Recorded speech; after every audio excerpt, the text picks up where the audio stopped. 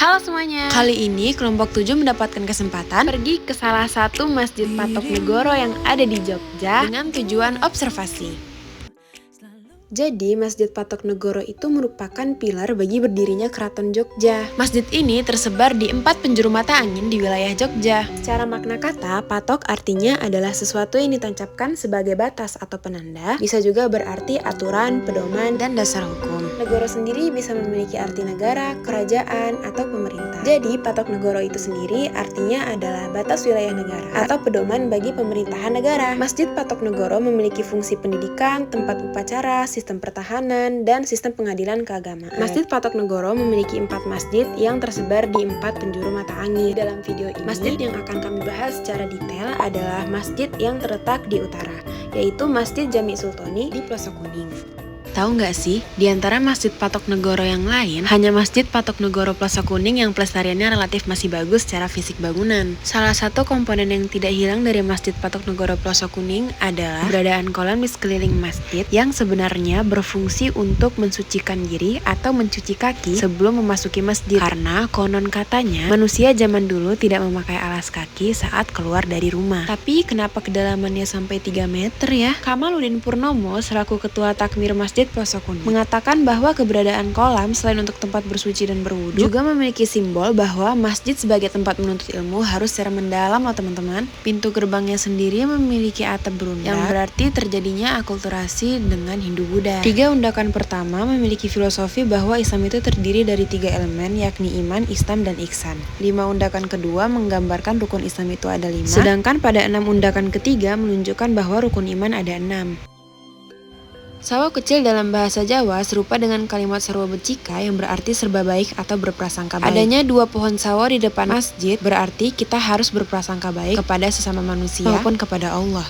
Pada puncak masjid terdapat mustaka atau gada yang di sekelilingnya dihias ornamen bermotif daun kluwih dan kembang gambir. Gada itu sendiri berbentuk menyerupai huruf Arab yaitu alif yang berarti umat Islam hanya patut menyembah Allah. Makna dari daun kluwih yaitu bagi siapapun yang dapat mencapai tahapan makrifat dalam keberimannya kepada Allah akan mendapatkan keluwihan atau kelebihan. Sedangkan lambang dari kembang gambir yang wangi bermakna bahwa setiap insan yang sudah melakukan iman, Islam, dan ihsan diharapkan mampu menebar kebaikan sehingga akan bermanfaat bagi orang lain.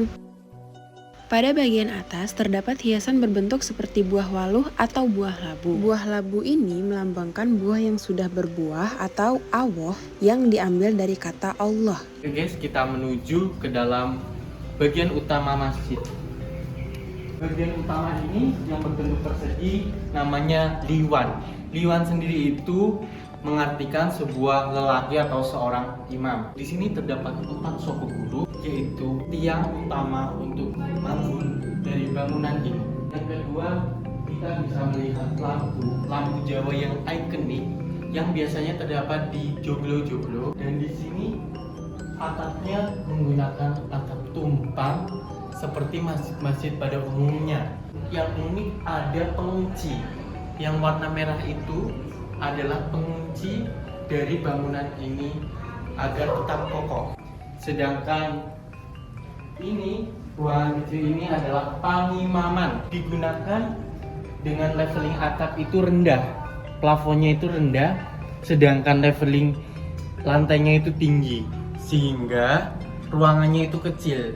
Makna dari ruangan atau pintu yang kecil sendiri itu adalah bentuk penghormatan kepada ruang tersebut. Kita harus menghormati karena ini bangunan religius. Untuk sebelah kanan dan kiri itu disebut dengan pawastren. Pawastren yang melambangkan seorang istri yang selalu mendampingi suami. Maka di sini dibentuk ruangan perempuan ada di sebelah kanan dan kiri. Itu ciri khas dari Masjid Patok Negoro Pelosok Kuning. Lalu di sini ada mimbar yang digunakan untuk imam ceramah pada sholat Jumat maupun kegiatan ibadah lainnya.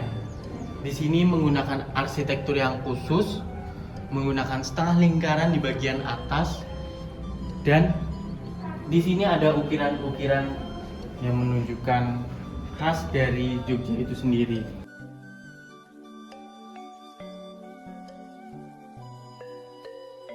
Adanya makam di bagian barat masjid berperan sebagai pengingat para jamaah agar selalu mengingat kematian atau kehidupan di akhirat kelak. Makam ini merupakan makam Kiai Mustafa bin Kiai Mursodo bin Kiai Nur Imam. Kiai Mustafa itu sendiri adalah imam Masjid Pelosok Kuning yang paling pertama. Makam ini dikhususkan untuk mengebumikan jenazah dari keluarga yang masih keturunan dari Kiai Mustafa.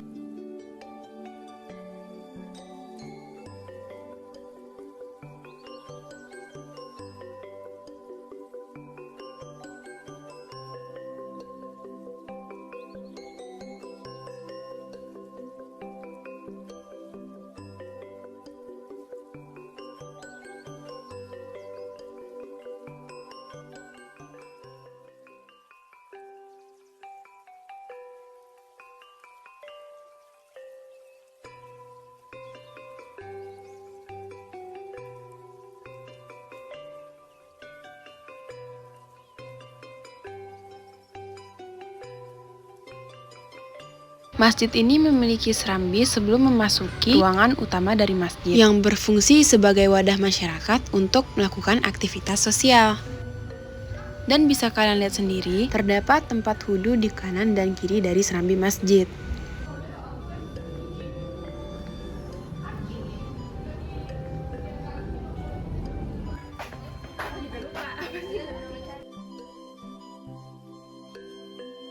Masjid ini sendiri memiliki 3 elemen layaknya candi, yaitu kaki, badan, dan kepala.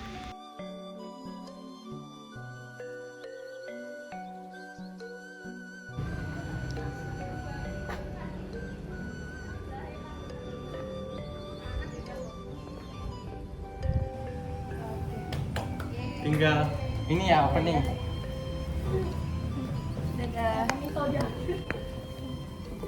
Opening kan di depan.